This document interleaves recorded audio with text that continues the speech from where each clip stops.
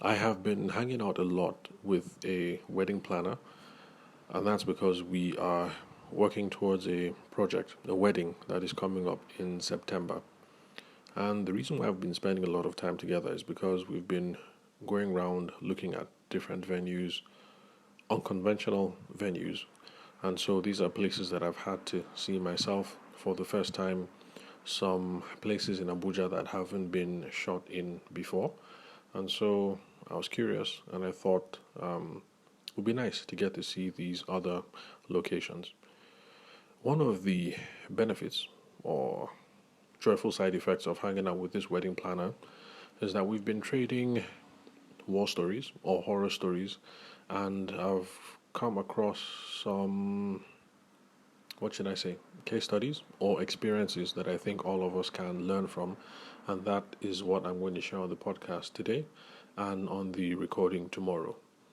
Now, one of those episodes is an interaction that she had with a decor person, and the decorator was supposed to come and check up the hall, and they would agree on layouts, decor patterns, and I don't know, whatever it is that you wedding planners and decorators do. I'm not trying to denigrate what you do. You do a lot. I just don't know the technical terms of what it is that you guys do when you have these meetings. But bottom line is, they had agreed on a date ahead of time and had confirmed the meeting the day before.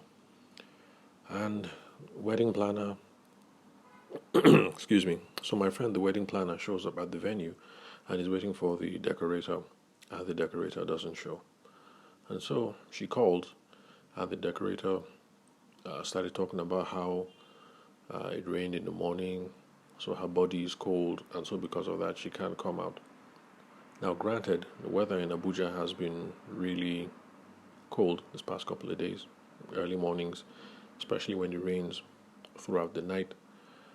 But I just find it rather interesting that there are people in our industry in 2021 who choose to conduct business this way.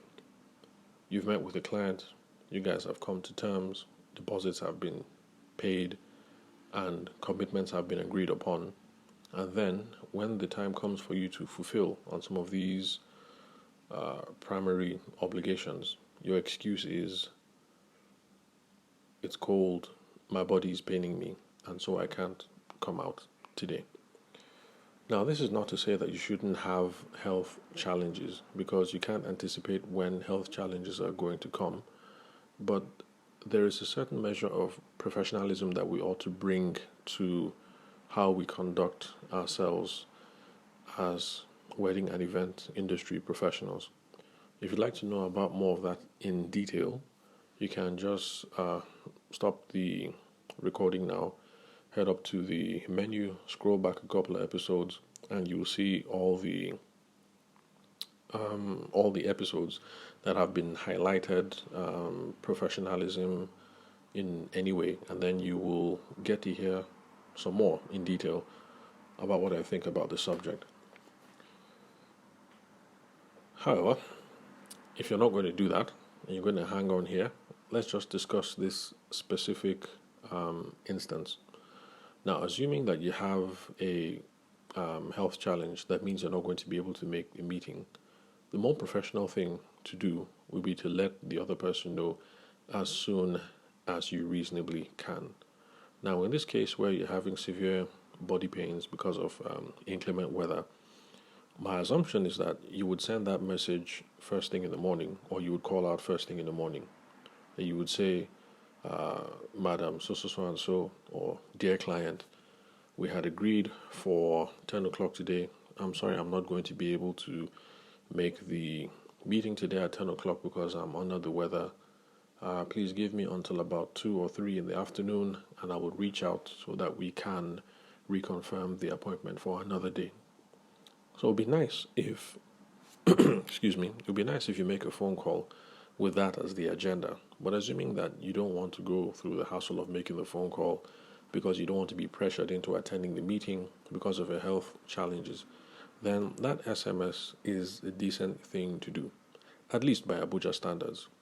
If you have a 10 o'clock meeting and you send that kind of SMS at 8 o'clock or at 7:30, I think that's enough notice for the other party not to jump in the car and head to the venue. So it's really unprofessional when you don't make it, you don't intend to make it, and you don't give any notice, and then the other party gets to the venue and then the person is waiting. So, like in this case, there's very little that the wedding planner can do. A deposit has been paid, agreements have been entered into, so she's going to go ahead and work with this decorator. But she didn't say so. But trust me, I think it affects the level of confidence that this wedding planner is going to have when it comes to referring this decorator in the future. So, this is the first and one of many horror stories that I have shared with this particular wedding planner so far, and that I would like to share with you guys today. And it's a stark example about how we ought to be professional, or rather, how we shouldn't be unprofessional in conducting our businesses. So remember, this is not to say that you don't have a right to fall ill. People fall ill at all times, and sometimes it's just nothing that you can plan for. But there are professional ways of going about to inform people and to reschedule the commitments in a manner that still makes people confident in our capabilities, and in a manner that will let them still look at us as competent and professional individuals. So next time you have a health concern, if this sort of thing does happen to you, I don't know the details, so maybe there's more to the story. Maybe she's a sickler and cold gets to her, or maybe it's allergic reactions that happens when it rains. I don't really know all the details, but the bottom line is there's a professional way of going about it. So ideally, I would recommend a phone call. If you're not going to do that, a text message saying, "Hello, ABC, was supposed to hook up at 10. I'm not going to be able to make it because I have some health challenges at the moment. Please give me until 4 o'clock in the afternoon and I'll call you back so that we can reschedule." You don't even have to go into details about what the health challenges are, because really, nobody needs to know. It's not anybody's business to know whether your body is cold, or you're having an allergic reaction, or you're down with malaria, or you're having a sickle cell crisis. Nobody needs to know. That's your own private business. Nobody has a right to your own personal health information. So you don't even have to go into details. I'm having some health challenges. Give me until so and so, and I will call you to reschedule. Yeah, so that's it. I'll leave it at that.